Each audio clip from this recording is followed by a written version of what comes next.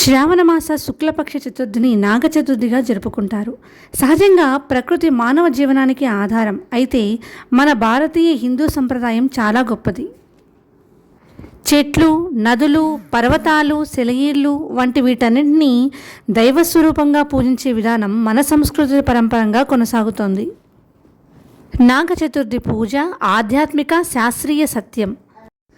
సర్పాలు భూమి అంతర్భాగంలో నివసిస్తూ భూసారాన్ని కాపాడే ప్రాణిగా, సమస్త ప్రాణకోటికి జీవాధారమైన నీటిని ప్రసాదించే దేవతలు.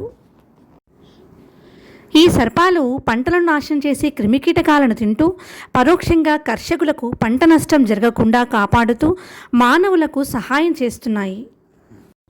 దేశమంతా పలు హిందూ దేవాలయాల్లో మెలికలు తిరిగి ఒకదానికొకటి పెనవేసుకున్నట్లుగా నాగేంద్రుని విగ్రహాలు దర్శనమిస్తాయి.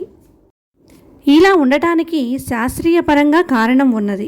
అదేమిటంటే, మానవ శరీరం అనే పుట్టను 9 రంధ్రాలు ఉన్నాయి. వాటిని నవరంధ్రాలు అంటారు. ఈ మానవ దేహం అనేక నాడులతో నిండి ఉన్నది. ఈ నాడులన్నింటినీ మూలము వెన్నెముక. ఈ వెన్నెముక సర్పాకారమును పోలి ఉంటుంది. కనుకనే దీనిని వెన్నుబాము అంటారు. ఈ వెన్నెముక కుండలిని శక్తి యొక్క మూలాధార చక్రంలో పాము ఆకారంలో ఉంటుందని యోగశాస్త్రం చెప్తుంది. అందుకని నాగ చతుర్థి నాడు ప్రత్యక్ష విషసర్పాలకు నిలయమైన పాము పుట్టలో ఆవు పాలు పోసి పూజలు చేస్తాము. మనలో ఉన్న విషసర్పాలాంటి గుణాలు కూడా పాలవలే శ్వేతతత్వం పొంది సత్వగుణాలను ప్రసాదిస్తాయని, అంతేకాకుండా అందరి హృదయాలలో కొలువైన శ్రీ మహావిష్ణువుకు పాలకడలిపై ఆదిశేషువుగా సేవ చేద్దామనే కోరికతో మనం పుట్టలో పాలు పోయడం ఆచారంగా కొనసాగుతూ వస్తుంది.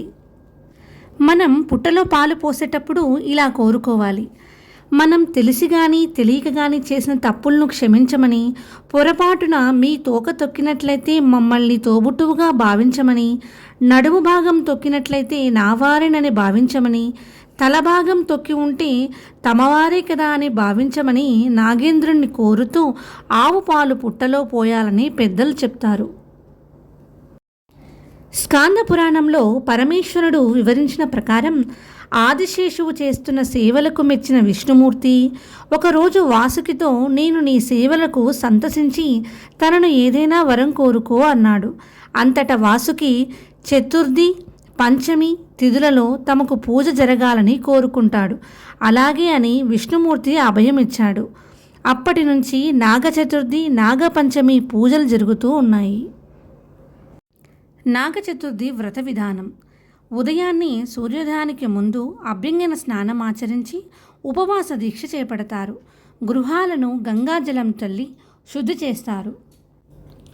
నూతన వస్త్రాలు ధరించి బియ్యం పిండితో కానీ, పసుపుతో కానీ, వెండి, బంగారు, లోహాలతో కానీ 5 తలల పాము ఆకారం చేసి వాటిని పూలతో, గంధ అక్షింతలతో పూజించి సంకటనాశ గణేశ స్తోత్రం చదివి నాగ చతుర్థి కథ చదవాలి. కొబ్బరికాయను కొట్టి ధూపదీప నైవేద్యాలు సమర్పించిన అనంతరం గణపతి ఆలయానికి వెళ్ళి 3 కానీ 11 కానీ 21 ప్రదక్షిణలు చేయాలి. తరువాత పుట్ట వద్దకు వెళ్ళి పుట్టను శుద్ధి చేసి పసుపు కుంకుమలతో అలంకరించి పుట్టలో ఆవు పాలు, చలిమిడి, నల్ల చిమ్మిడి, వడపప్పు సమర్పించాలి. పుట్టలో పాలు పోయినప్పుడు విషాని తస్య నశ్యంతి అను మంత్రాన్ని పఠించాలి. తర్వాత ఇంటికి చేరి ఇంట్లో పూజించిన 5 తలల నాగప్రతిమను తాంబూలంలో ఉంచి దక్షిణతో కూడి బ్రాహ్మణునకు దానమిచ్చి ఆశీర్వాదం పొందాలి. రాత్రికి ఉపవాస దీక్ష విరమణకు ముందు మహాభారతం చదివినచో వారికి జన్మతః జాతకంలో గల సర్పదోషాల ప్రభావం తొలగుతాయి. చాలామంది ఉపవాసం రోజు సర్పసూక్తం, సర్పదేవతలను స్తుతించి 9 శ్లోకాలు పఠిస్తారు. ఇవి పఠిస్తే సర్పాల అనుగ్రహం పొందుతారు. ఈ నాగ చతుర్థి నాడు రాహు, కేతులను పూజించడం వలన జన్మపరంగా సంక్రమించిన నాగదోషాలు, వాటి వలన ఉత్పన్నమయ్యే ప్రతికూల ప్రభావాలు తగ్గి ఉపశమనం కలుగుతుంది. నాగ చతుర్థి రోజు రాహువుని పాలించే దేవత అయిన దుర్గాదేవిని పూజించడం వలన నాగదోషాలు తొలగుతాయి. మన ద్వారా కాకుండా మన పూర్వీకుల ద్వారా సంబంధించిన సర్పదోషాలు కూడా మన పూజల ద్వారా తొలగుతాయి. ఆరోగ్యం, సంపద, సత్సంతాన ప్రాప్తి కలుగుతాయి. అనారోగ్య బాధలు తొలగుతాయి. కాలసర్పదోషం ఉన్నవారు కూడా ఈ పూజ చేయడం వల్ల సకల దోషాలు తొలగుతాయి, శాంతి కలుగుతుంది. హిందువుల దృష్టిలో పాము పరమాత్మ స్వరూపమే.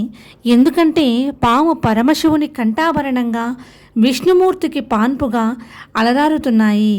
మనకి నాగదోషం ఉన్నట్లయితే సవ్యంగా సక్రమంగా జరగాల్సిన పనులన్నీ ఆగిపోతాయి. ఊహించని అవరోధాలు ఏర్పడతాయి. అలా జరుగుతూ ఉంటే నాగదోషం ఉన్నట్లుగా గ్రహించి కాలసర్పదోష నివారణ పూజలు చేస్తే దోషాలు తొలగిపోయి దుష్ఫలితాలు సంభవించకుండా నివారించబడతాయి. చిన్న పిల్లలకైనా పెద్దవారికైనా చెవిపోటు కానీ, చెవి సంబంధ వ్యాధులు కానీ, వినికిడి లోపాలు కానీ ఉంటే పుట్టలో పాలు పోసి తర్వాత ఆ పుట్ట తడిచిన మన్నును చెవికి రాసుకుంటే సమస్త బాధలు తొలగుతాయి. ఈ విధంగా సర్ప పూజలు వలన అనేక శుభాలు కలుగుతున్నాయి. కనుక అందరూ నాగచతుర్థి పూజ చేసి సర్పదోషాలు తొలగించుకోవడం ఆచారంగా అనుసరిస్తున్నారు.